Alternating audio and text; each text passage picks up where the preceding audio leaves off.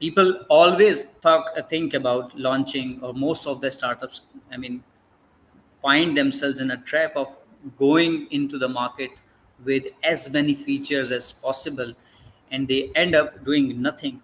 Of course, when you go with a bunch of, or a series of, or a menu of a product, instead of just launching or focusing on what is the best possible minimum solution, which is known as MVP, minimum viable product, can be rolled out into the market, so that your customer for whom you are working, you are trying to resolve a problem, can get a sense of what you are doing. So by validating your learning is meaning that roll it out, get the feedback, and whatever your concepts were, or whatever you were conceiving to solve the problem, the purpose, can be validated when it is into the hands of the customer. And you should have some feedback, not only is to launch, but you should have some feedback mechanism as well. So in order for you to learn from the experience of the market, and then validate your learning by relaunching, or coming up with some another iteration or a newer version with some just slight changes, is the best way to deal with the concept of a winning product. MVP, of course, is a term that was first coined by a gentleman called Frank Robinson, though he's not much famous on that term that he coined, but we often see this term being discussed. Now, most of the companies talk about this is what the roadmap is, but we're going to launch with this MVP set of features or set of use cases. So this term was not very familiar until it was used by the master Eric Ries in his book called Lean Startup. Minimum viable product is, of course, which is something that gives some value to your customer. Of course, when we talk about the financial system, we talk about mostly customer doing some payments, the onboarding, uh, probably sending funds from one account to another account, kind of thing. So in order to do so, you have to decide and you have to divide your product features in a way that it can be rolled out into the market. Maybe if you talk about the Pakistani market, there are certain billers, certain aggregators available. You can just pick one of them in order to have multiple range of billers or payment options available, and offer it to your customer. So by just keeping it very simple, if you want to enable, or if you want to interact with your customer, the onboarding is of course the most critical journey, whereby you will acquire the customer. Once you have the customer, now what? You should have certain options of topping it up and then utilizing those funds within the app, within the solution. So, agile development, the third concept that was given, of course, the developers always wanted to work like with their comfort zone. They created, I mean, if we talk about, there were so many processes, and there were concepts of working within a waterfall frame of mind, which says that you come with an idea, or whatever the idea is, it should be written well crafted in a way that technical teams or developers then can work on. And once they agree with the scope, they, both the owner or the business owner or the technical owner, agree on something, they take their time and then provide something for the testing and for the rollout.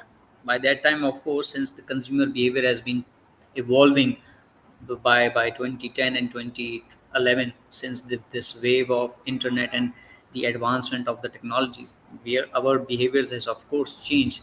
I mean, nobody would have thought 10 years ago that wherever in the world you are, you would be traveling with a stranger you don't know, you never have seen. So kind of Kareems and Ubers have already changed the consumer behaviors. Now people do travel easily wherever they are, either in Pakistan, either in Dubai. So whatever they do for commute, they definitely go for apps. the ride hailing apps such as Kareem, Uber, or probably InDrive. So those behaviors change triggered the technology or the software development industry to rethink their approaches as well. And the Agile Manifesto came in 2000, and then the Agile development, I mean, it was welcomed by everyone because it was beneficial for everyone, not only for the customers, but of course for the companies, for the startups that are coming to, I mean, challenge the status quo, challenge the consumer, the behavior or those giants that are sitting in the industry, but doing nothing to solve the problem of a real customer. And then customer feedback, as we already talked about in first thing, the first point, validated learning. You should have something, the, the features that you are going to launch with your customer should have some mechanism to get their feedback. If you can't get the feedback, of course this won't work, this won't fly.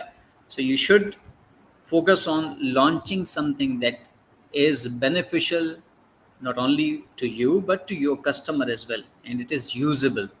And then once you launch it with your whatever concepts you have, with the journeys, with the options, with the features that you are thinking, the customer must have an option to interact it with you. Either you go on the ground to get the feedback, you perform a closed loop kind of a testing, a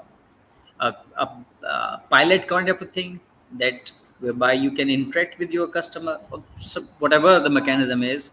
Most of the companies now has their WhatsApp channel as well, just in order to have a quick feedback from your customer who is going to use your product. All right, so I am going to the next slide. I am sure, Rashid, we will be taking the questions in the end. That's what we are expecting. I can carry on then. Yeah, Mesam, you can carry on. But one interesting point came into my mind. I think because you spoke about MVP. So non-financial services, when it comes to the product is very typically designed. It is in the market. You can see innovation from technology terms. You can see innovation from some customer experience. But when it comes to product, you really do not see some significant feature changes in the product. I'm talking about non-financial services. But when it comes to financial services, the product is being innovated continuously. It's not like, for example, if you see 10-15 years back, you used to have bank accounts, but things are changed now. It's not just wallet. You have payment account, you have non-account services, etc. So things are continuously changing. So from financial service perspective, I'm really interested to know and curious to know about what steps should a startup take before developing an MVP. Because when a entrepreneur, a founder, a startup founder, they want to start something, they have idea in mind. They consider this idea as a product. That is not true. Idea is not a product. But how to convert this idea into an MVP? What's your thoughts? Yeah, excellent discussion that you just started, Rashid. Of course, everybody comes with an idea, and everybody can come with lots of ideas. But as you already mentioned, that's not your furnished product, and that's not something that you're gonna launch into the market. Of course, and when it comes to the financial industry, it's something that is highly regulated as well. So you need to be very careful. So whatever your thoughts are, of course, if you're trying to solve a problem statement, you must have identified the customer segment as well. So if the idea is something new, it must be having some customer segments in mind. So you need to study those customer segments a little, a bit more into the details, and then whatever ideas you have, you need to chalk them down and then build the user journey around them. And if you are in the financial industry, you must have to have compliance with the regulator wherever the country that you are operating in. So if I break it down into the sequence, whatever idea is, it must be with some customer segment, so you know how to interact with that customer segment, whether they are tech savvy or not, whether an app would be an essential thing for them to be using your product, or the app would be your MVP thing, or you could use some other channels, probably the social media channels. or probably you may go for a web kind of a portal where just you interact with your customer, you acquire them. Once you have their data, once you know them more, you can then pivot on those ideas, on those concepts that your customer is liking or using or providing the feedback. So you must need to write and you must need to identify what segment your product would be used, and then of course writing it down in terms of customer journeys, considering conducting a few interviews as well, the customer segment that you have identified, get onto the ground and then have the real feedback of the customer, because your idea may already been used by someone else as a product and you might never aware of it. So you need to go onto the ground, you need to chalk down, you need to identify the customer segment, have some interviews with them, and based on those interviews, whatever idea or product you are trying to develop or the problem statement that you are trying to solve, you then can get a sense out of it whether your idea fits into it or you need to change a bit or you need to maybe altogether drop it. So that would be my 2 cents on developing a financial kind of a product to that level when it comes to an MVP. And of course, you must comply with the regulatory aspect as well. You should never be, I mean, letting those aspect go in your product. You should have someone who's experienced in the fraud risk management. Whatever product you are launching, I mean, whatever security we implement, if you are working in the financial industry, the security is the prime thing that you would want to have in your product, be it an MVP. It should be prime. So whenever you are trying to develop those, you need to clear or pick those, cover those areas as well, the regulatory compliance, the fraud kind of a thing, the information security, and whatever you're launching, the most important thing out of all is that you launch a very beautiful product. It is quite uh, trendy kind of a thing, looks very eye catchy, but when it comes to the back office processes, those should also be taken care when you are going for a launch of an MVP. Because if the customer is providing a request or is being onboarded, of course it would be through the front end channel. But Yeah. if the back office processes are not aligned, you would lose the agility.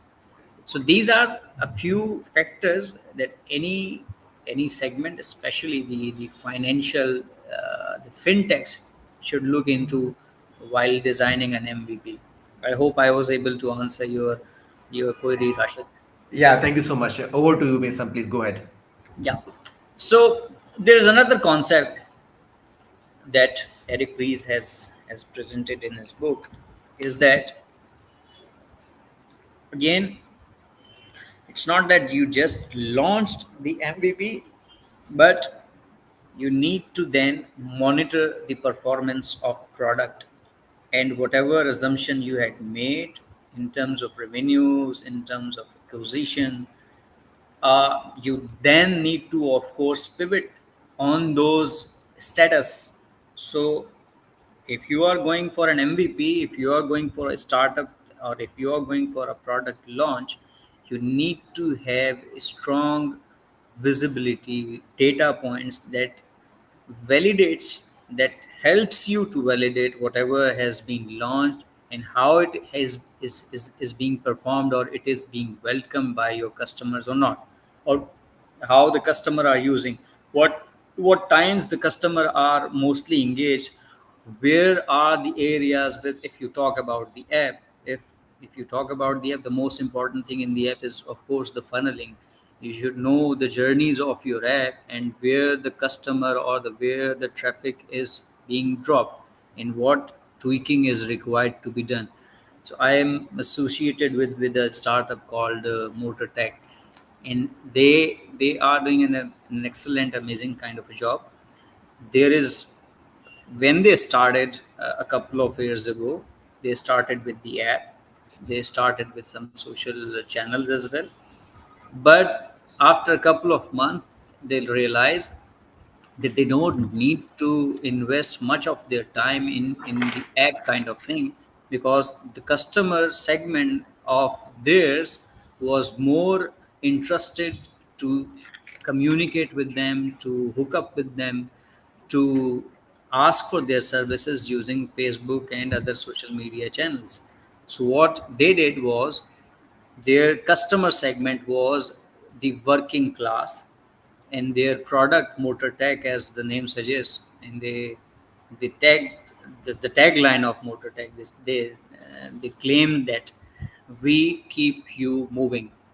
So what they do is whenever our cars have any issues or we need some spare parts, some scratches on your car, or God forbid if you get stuck or hit by someone else, of course you need to have something looking good at your car. You don't need to carry that damaged thing. So they tapped that segment by providing services of the spare parts, of course, with the cheaper rates. So they worked on the used part to be shipped to the customer with the quality, and they also worked on the new or genuine parts imported in Pakistan. And of course, there is a there's a market very famous called Kabuli in Pakistan, which specifically refers to the used part or the part that are cheaper in of course the amount, and that are being heavily procured from China. So they realize instead of investing their money, their efforts on the app part, they need to shift their focus on social media through WhatsApp, through Facebook, and they are doing a fantastic job.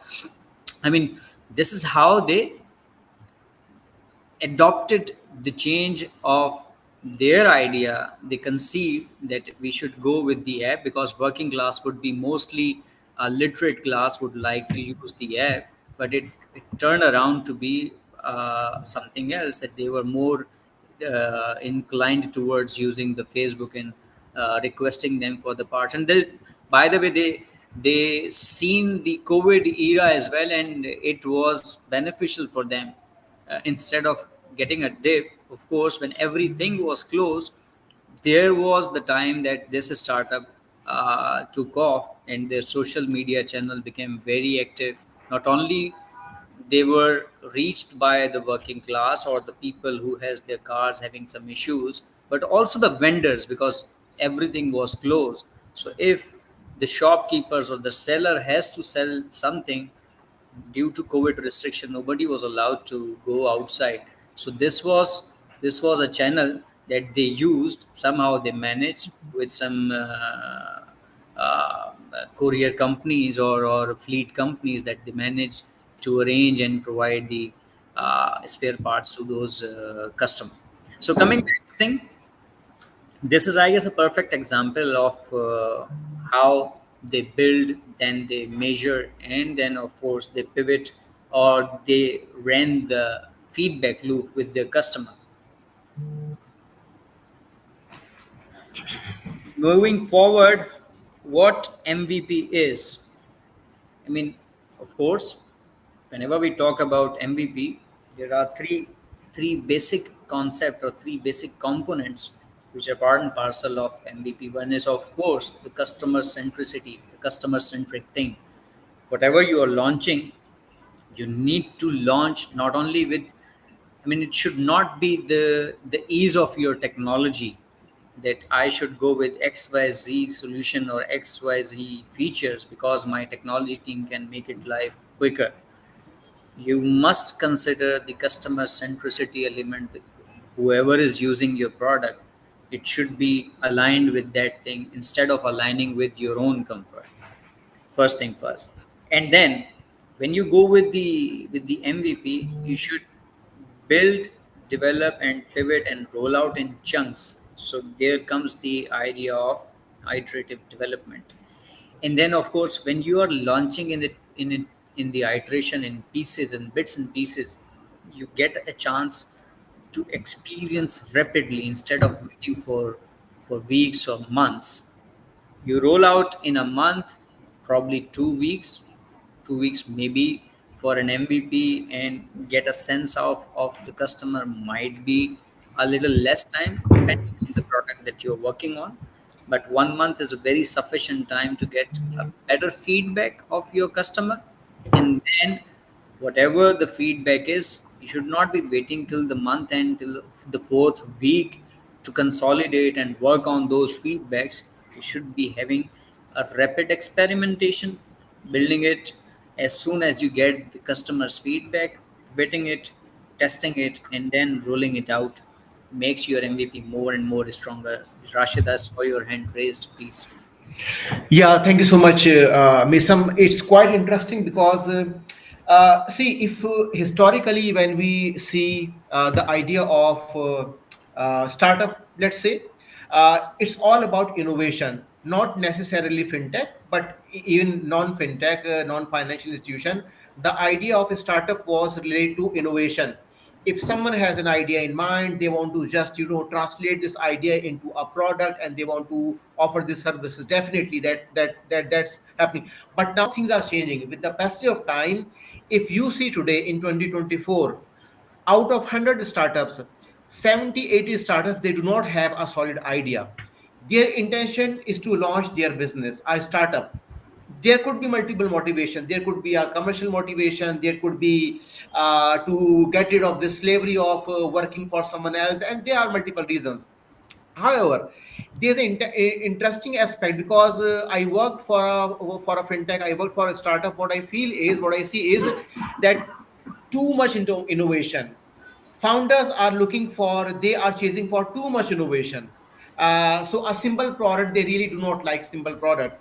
And it's not just a product, but its features and what the offering to the customer, etc. They need too much innovation. So a question to you, Misam: how can over engineering or under engineering of MVP result in failure? So what do you think? Yeah, again, Rashid, we discussed it earlier as well.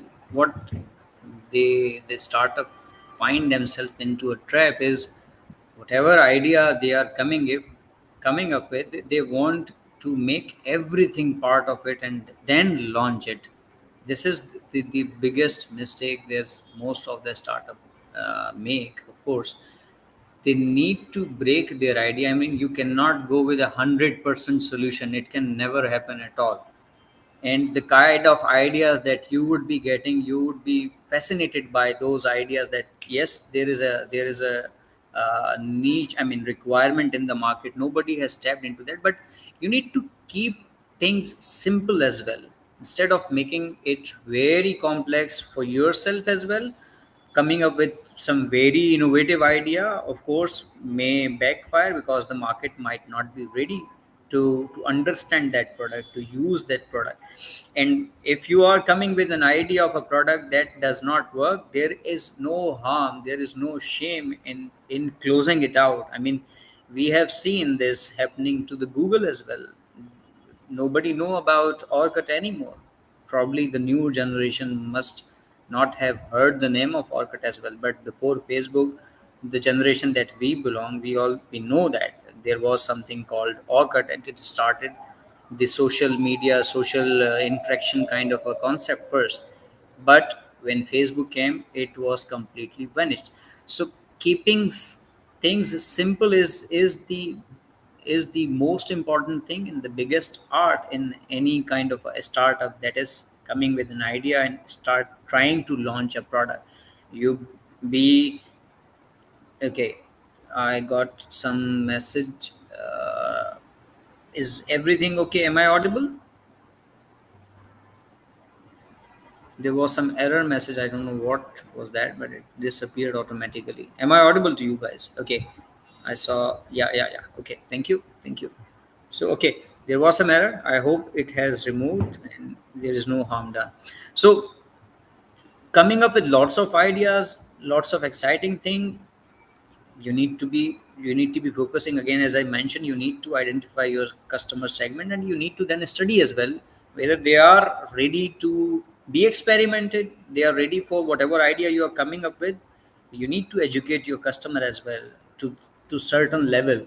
You cannot just start launching the product. If we talk about Kareem or Uber, they came up with the ride hailing concept first, and then they started providing this I mean, expanding their product to deliver something as well, to keep some amount within your wallet. Whereas when they launched in the MVP, they were just hooking up with the drivers and the customers. So you need to make things quicker and simpler as well in order to hit the market first, go to your customer, and then have the feedback, because your idea might be very very good or something out of the world, but the idea is for some customer to address some problem. If the people are not ready to use or not understanding it the way you are conceiving, then of course you're wasting your time and you're investing a lot of money into it as well. There is a market cost and a marketing cost involved as well. The development cost is of course there. Then you have to manage the security cost as well in the compliances that you need to ensure. So it's very tricky, and then you need to be smart enough. You need to study your segment well before going into that deep dive or launching with everything. Always better to develop something small, roll it out to your customer, hear from horse's mouth, and then pivot on those feedbacks. We're running out of time, Rashid, I guess. How much Yes, time do we have? 8 or we 7 have minutes? 7 minutes left. Yeah. Okay, I'll try to wrap it up as quickly as possible. Validated learning with we have discussed, but important thing is that hypothesis is important. Of course, you need to have some closed loop testing, go out into the market, invite your customer, and then have their feedback. We Most of the fintechs don't do that. They just launch the product, but in order to make it successful, you should conduct some seminars or some sessions, a whole day session, going out to those areas where you want your product to flourish, or where you have conceived your product, the customer segment that you had identified. So teach them, tell them what your idea is and how your product is different to whatever product that is already available in the market, and then get a sense out of it. And then of course, once you do that, you again go back to the drawing board and try to adopt whatever feedback you have been given by your customer and in your product journey. Continuous deployment, of course, is a pretty technical thing. You should have your technology enabled in a way, working on microservices. Most of the companies, the bigger companies, the giants, they struggle, of course, because of their legacy systems. They had so many ideas, of course, since they have a larger customer base. They must be operating for 3, 4, or 5 decades in the industry, so they know very well what the customer demands are. But yet, they fail to pivot, they fail to react to the market needs as quickly as a fintech could do, because their technical infrastructure or technical architecture is not supportive enough for continuous deployment. So you need to, for a startup, for a fintech, of course, it's a very big blessing that you, once you start, you build your product, you do something, you do it onto the microservices level. So you can work on pieces by pieces, use case by use case, feature by feature, and then whatever feedback is coming your way, you just try to roll it out. Is I was lucky enough to work with a guy who used to work at Facebook as well, and we were having just a conversation in my previous employer. There was an outage required. We were doing a core banking upgrade, and the outage required his approval because he was our CEO at that time, Mr. Elias Yazbek. And he was astonished, he was surprised, and he just shouted, "And you guys are killing me. You need 8 hours downtime for your upgrade, and how painful it is for your customer." But then we informed him that this is how the core banking, most of the core banking systems works in Pakistan, or maybe around so many countries. So he shared his opinion, his thought. He was from Facebook, so he just asked us, how many deployments do you guys think that Facebook would be deploying in a single day? Just guess a number. I won't. I won't tell it. Ask it to my audience. Of course, we are running out of time. So we just share that in a single day, 5 to 6 years ago, maybe the number might have jumped to something bigger than this. But there was 20 to 25 deployments that is done on a daily basis in Facebook. So this is kind of a structure that, of course, Facebook is a giant. They have invested, but they were once a startup like anyone, but they set or they chose the infrastructure, the services that suited their idea. They invested in it. They did not made it very heavy, lean, thin structure, and then developed on that. So this is another mantra that your services, the technical architecture should be designed in a way that can help you to implement or work on the microservices concept. We are done, Rashid. I guess we can have some queries from the audience if we have the time. We are only at Yeah, 2 minutes. Yeah. definitely, definitely, Misam. Thank you so much. Really appreciate it. So yeah, we have few questions from the participants. One question I received from Mansoor. So what Mansoor is asking, how can agile, and actually it's a very interesting question because it's related to compliance and regulations, my area of interest. But I let you answer this. How can agile and lean startup methodologies be adapted to the specific needs of the fintech industry, considering the heavy regulations and compliance requirements? Yes, what do you think, Misam? I mean, we all come across with this kind of a situation. Of course, most of us have worked, you have most of the experience on the regulatory compliance thing. But look, agile is not something related to the software development only. It's, it's the mindset. You have to be customer centric. You have to break the things into smaller pieces. Compliance or regulatory thing doesn't stop you doing that. But most of the financial industries, the banking side, doesn't look at with this perspective. They often ask for a full furnished product with all the compliance already ticked on those products. But of course, once you break your idea, your concept into pieces, into chunks, into MVPs, what the area that you have broken, of course, would have the compliance and regulatory framework implemented in any case. If you are trying to implement 100 or breaking 100 story point into 20 story points, that would be of course complying whatever type of product you are building, and to certain extent the compliance would be of course required to certain extent, not on onto the whole concept of that product. So regulatory compliance, financial thing, agile helps you get a quick result instead of going for a complete product design, launching it, and then ending up as a failure.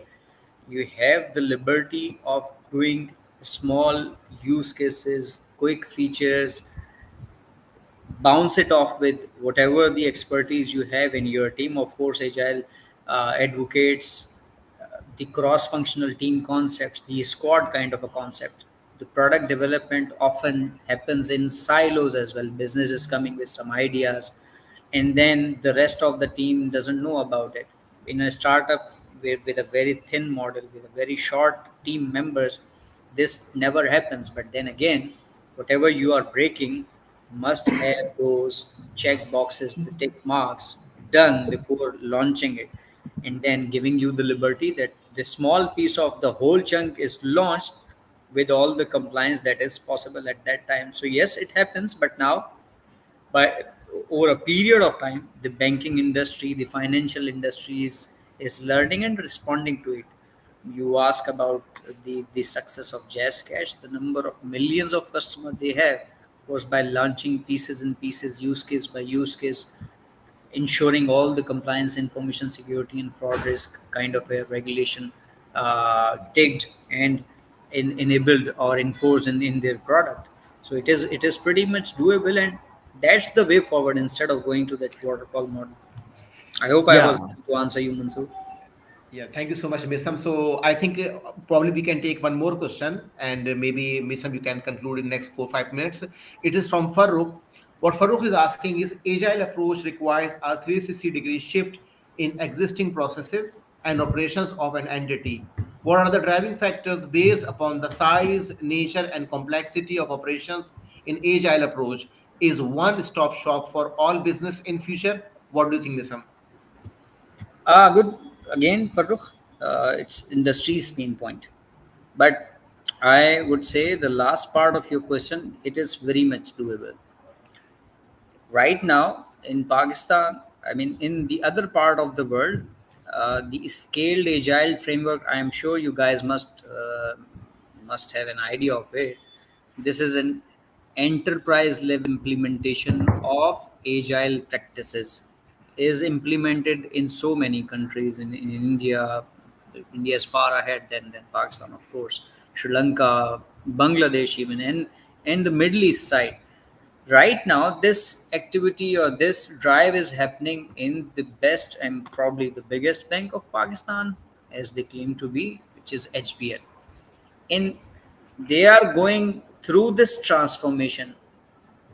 If as a bank, as a big entity, you want to transform yourself, it's never an easy thing, of course, but it can only be driven if the top management is aligned. If you start from bottom up, it will never work at all, of course. Nobody will listen to you. But if the top management is aligned and they believe in that this is the practice and this is the way forward, which luckily and the first organization is in Pakistan, HBL has thought. So it's happening there, and it's only the matter of time that the giants, the big companies, will shift towards this wave of going towards agility, the agile ways of working. As I also mentioned, it's not only technology related, but it's the mindset, the way of work. Who would not want to serve their customer in a better manner?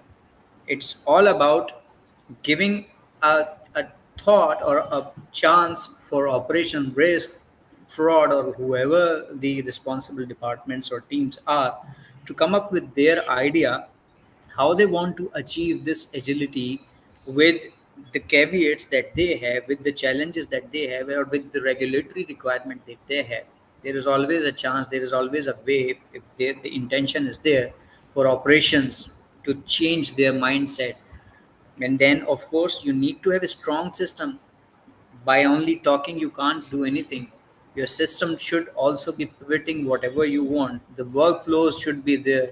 The approval should be there on digital or on electronic format. You are doing agile kind of thing, yet you are doing it on paper, is I mean, you're living in fool's paradise probably. So you have to have the support from management, from the top leadership.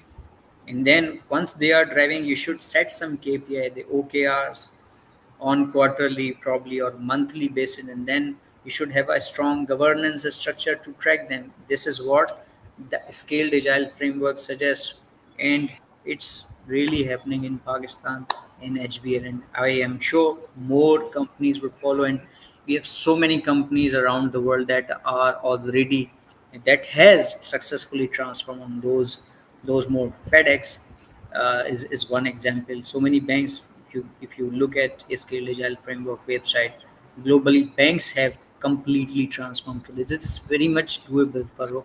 Thanks for your question. Yeah, thank you so much, Mesam. I think that's it. Since we are running out of time, Yeah. I think the session is really insightful, especially person like me, and I'm sure for the participants as well. Because being an entrepreneur, being a founder of a startup, I really feel that if we apply the methods and all lean methodology principles in the beginning of the startup, definitely we can build a very valuable product for our customers. So with this said, I'm going to thankful to Mesam, the participants who have attended the session, and at the end of this session, we are going to share the presentation and the recording with the participants. And if anyone has any question, please feel free to reach out to Mesam, to myself, through our websites, through our email info@fimler.com. and we are happy to support you guys at any stage, whether it is any form of support to develop a product, any form of technology support, any regulatory matters, any marketing related issue matters. Definitely we are happy to support. Thank you so much, and have a great day. Thank you so much, Misam, and everyone. Thank you. Thank you. Thank you. Have a Thank good you. day. Bye. Bye bye.